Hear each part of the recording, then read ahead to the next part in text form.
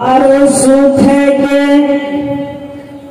মা আমিনার ঘরে, মন দিয়ে শুনবেন, আজি আরশ থেকে মা আমিনার ঘরে নূরের কিরণ যায় রে যায় রে যায় রে, কাবা ঘর আমিনার দিকে ঝুঁকে ঝুঁকে যায় রে।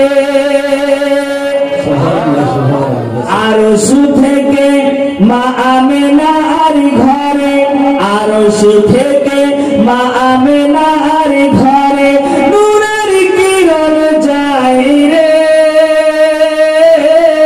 কাবা ঘর আমিনার দিকে ঝুঁকে ঝুঁকে যায় রে, ঝুঁকে ঝুঁকে যায়।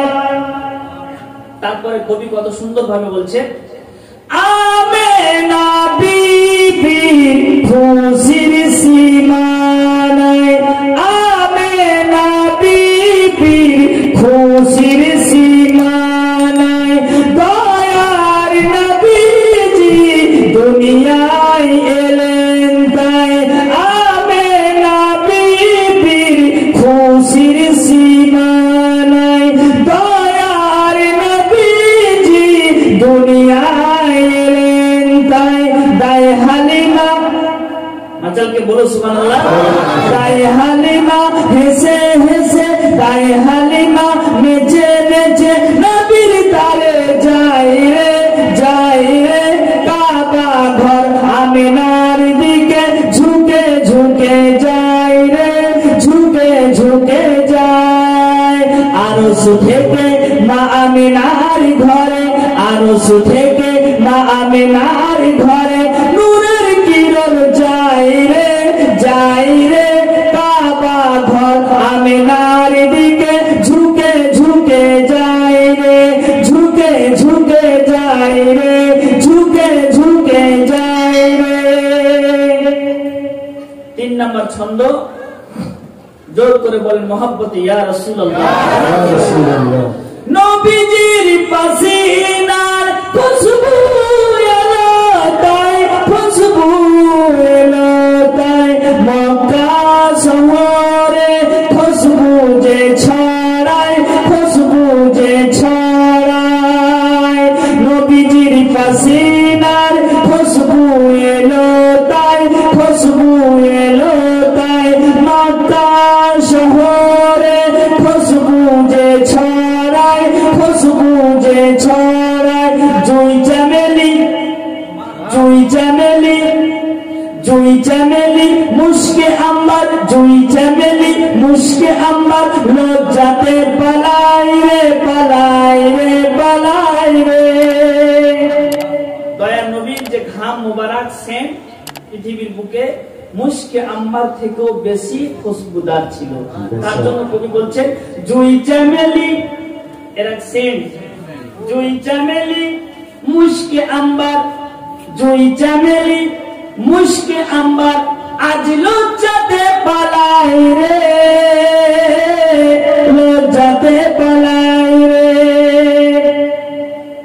4 নম্বর ছন্দ খুব সুন্দর আপনার পরিবেশন করছি আমি, জোর করে বলেন তো, ইয়া মাকদুম পাক, আমরা মাকদুমের দিওয়ানা না, সবাই দিওয়ানা, হ্যাঁ আমরা মাকদুমের দিওয়ানা, আমার মাকদুম পাক হাজির ও নাজির আছেন, এতে কোনো সন্দেহ নেই। যাই হোক, আরশবাসী ফারিস্তারা গায়, আজকে মোদের খুশির সীমা নাই, আরশবাসী ফারিস্তারা গায়, আজকে আমাদের খুশির সীমা নাই, আমিনার কোলে নবী এসেছে, আমিনার কোলে চাঁদ উঠেছে, নবী এসেছে চাঁদ উঠেছে, চল চল চল চল চল মোরা দেখতে যাই রে যাই রে, কাবা ঘর আমিনার দিকে ঝুঁকে ঝুঁকে যাই রে, ঝুঁকে ঝুঁকে যায়। শেষ ছন্দ খুব সুন্দর ভাবে পরিবেশন করছি, সারা বিশ্ববাসীর আজ খুশির সীমা নাই, খুশির সীমা নাই। সারা বিশ্ববাসীর আজ খুশির সীমা নাই, খুশির সীমা নাই। রহমতের বৃষ্টি চারিধারে হয়, চারিধারে হয়। পাথর কাটা বৃক্ষলতা, পাথর কাটা বৃক্ষলতা দরুদ সালাম গাইরে গাইরে গাইরে। কাবা ঘর আমিনার দিকে ঝুঁকে ঝুঁকে ঝুঁকে ঝুঁকে যায় রে। আল্লাহুম্মা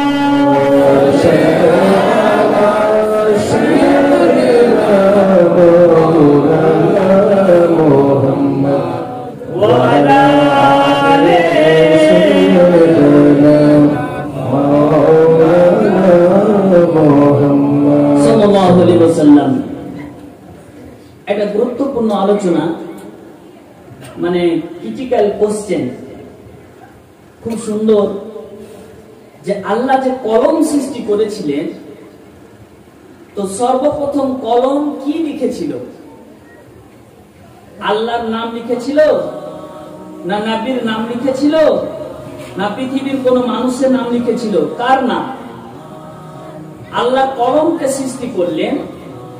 আমি কালকে আলোচনা করেছিলাম, কলমের মোটা হচ্ছে চতুর্দিক ঘুরতে সময় লাগবে 500 বছরের রাস্তা। কতদিন? 500 বছরের রাস্তা। আর লম্বা হচ্ছে কতদিন? 40 বছরের রাস্তা। তো ওই কলমকে আল্লাহ তাআলা বলতে লাগলো উক্তুব। উক্তুব হচ্ছে ফিল আমর। উক্তুব ইয়া কালামি, তুমি লিখো। কালাম বলতে লাগলো, ওগো আল্লাহ, আমি কি লিখবো খুঁজে পাই না, আমি কোথা থেকে শুরু করব? আল্লাহ বলতে লাগলো, ও কলম, তুমি নামে নামে মুহাম্মাদি, তুমি সুন্দরভাবে লিখে দাও মুহাম্মদ। কত বড় শান! তো কলম যখন লিখতে গেল, 1000 বছর ধরে আল্লাহর ভয়ে নবীর নাম লিখতে গিয়ে কলমের গোড়া ফেটে গেল। মুহাম্মদ নাম লেখা হলো না, লেখা হলো না।